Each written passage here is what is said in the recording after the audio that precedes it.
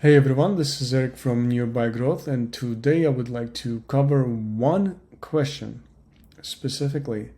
How does pay-per-lead and advertising working out for you if you are new, just starting out contractor in 2024? And without further ado, let's jump right straight into it. We just finished this case study. It's June. We're talking about the events that were happening in May 2024.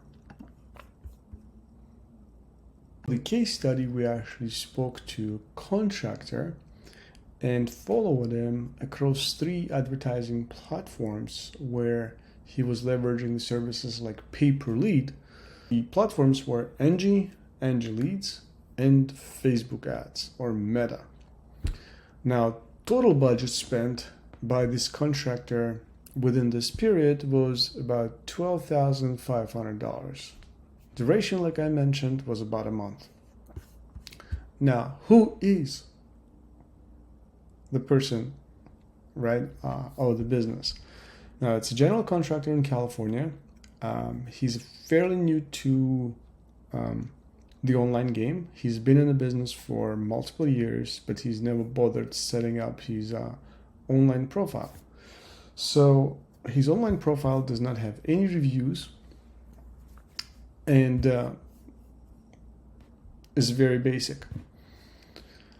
Now, what kind of operations is he running? So he does have an assistant, a phone assistant that helps him to schedule the appointments. In this particular case, the assistant has been helping him with the scheduling the appointments for Angi and has not been involved in neither the Angi Leads nor Facebook channels of paid per leads activities. Now, let's talk about some of the results. Let's start with the Angi. Based on my conversation with him, here's what he basically told me. He did get a lot of leads. However, about 30 of those leads were actually not qualified. I looked at his calendar and saw about 50 different appointments that have been set up specifically as a result of using Angi. Right, you can see his typical week looking like right here on the screen. Now, what do the results also tell us from those 50 appointments? And by the way, those 53 appointments have been booked by his assistant. He does offer free estimates, so it was relatively easy to convince leads to book those appointments.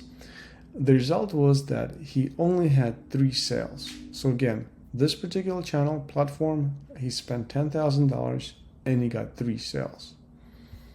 Now let's move on to the second platform that he used. So that's the Angi List. The setup here is that he signed up for the Angi List and he paid $1,000 up front, which gave him the initial budget to start spending on the leads. He has spent the entire 1,000K. Average cost per lead was, and he was doing kitchen and bathroom remodeling. So for kitchen remodeling, it was $150. For bathroom, the other way around. For bathroom remodeling, it was about $150. For kitchen remodeling, it was about $250. All in all, with some unqualified leads for which he got the money back. He had 9 leads, 2 appointments, again with free estimates, 0 sales. And again, he spent $1,000 for it.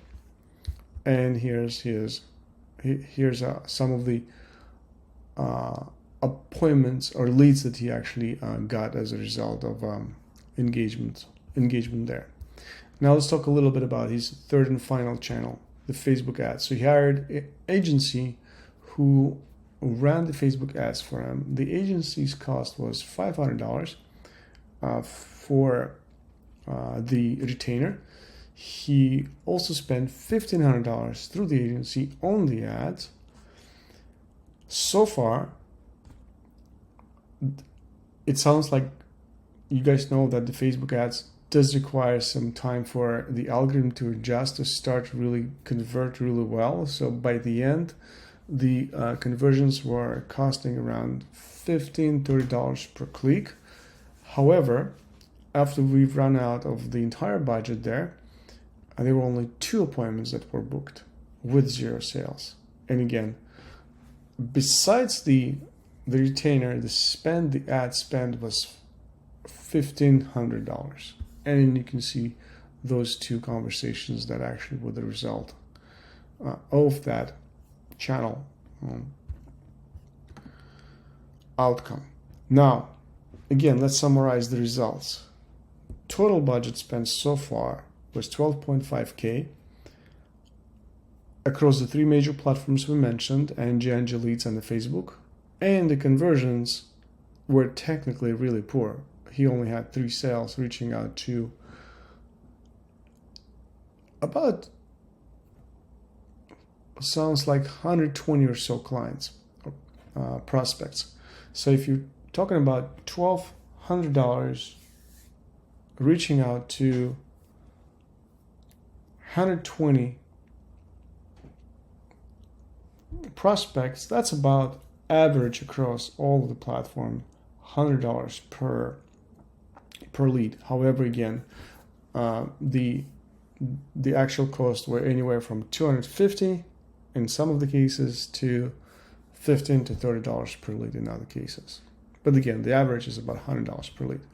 So what kind of a conclusion can we actually draw from this not so scientific but still very interesting case study? Well, like we've been telling to everyone, we strongly believe that reputation matters.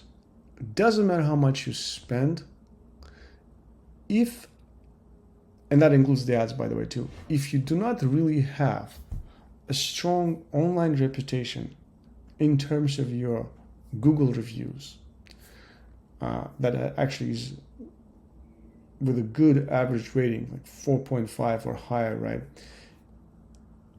It's very hard to convert the customers, even if you're trying to and getting exposed, right, in the ads to those people. Second part, follow-up does matter. So while he had a dedicated phone assistant to set up the appointments, which he did quite many, as you can tell, in a Angi, in the other 2 platforms, the follow-ups weren't that systematic. And the results, again, speak for themselves. Very few booked appointments, 0 sales. Third, unless, that's the final conclusion, it sounds like, and it seems like, we see this here, unless you really have a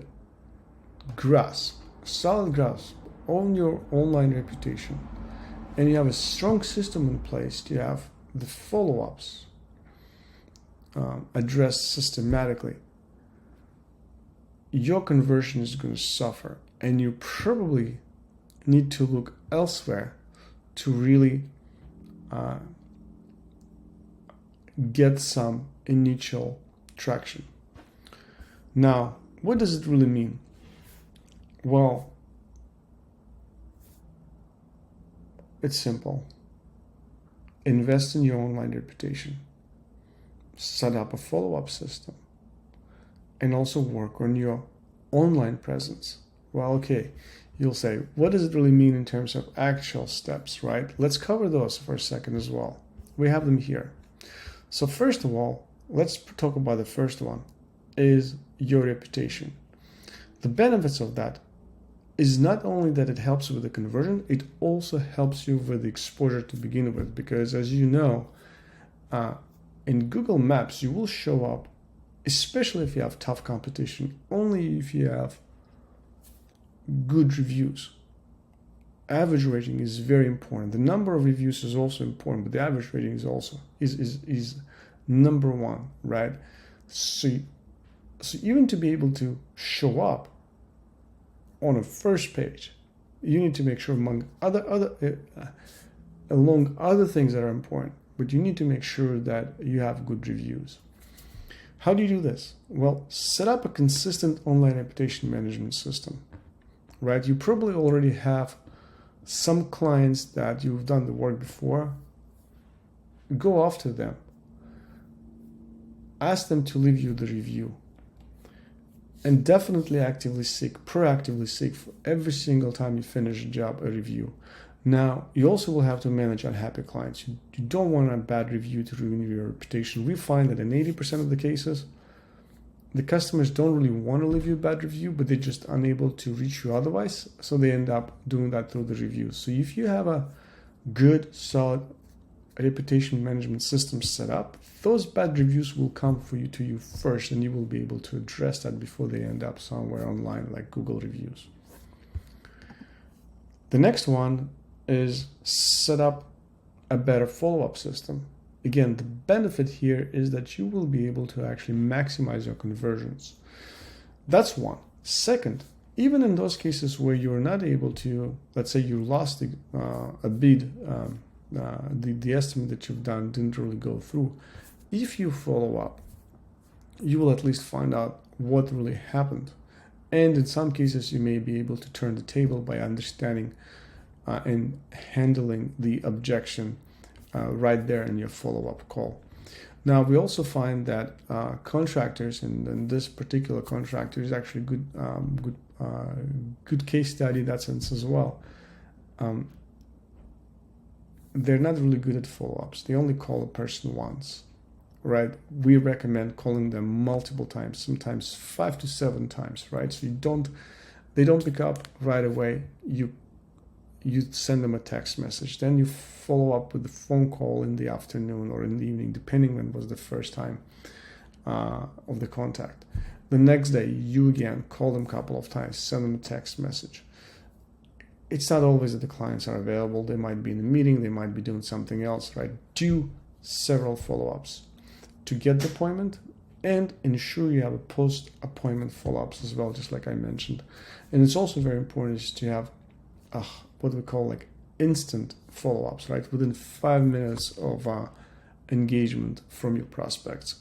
So whatever you do, and I know it's very hard to do, especially if you're a busy contractor, to be able to constantly reply to your client inquiries, but this is where you need to have a system that does that for you. It's either an assistant or it's some kind of automation. At the very least, make sure that you have a missed call text message that reaches back on your behalf to the clients, telling them that, hey, you missed their call, but you'll make sure to call them back, or they can text you with what they needed. At least that, right? But make sure that this is not really left out and not addressed. And how to do this?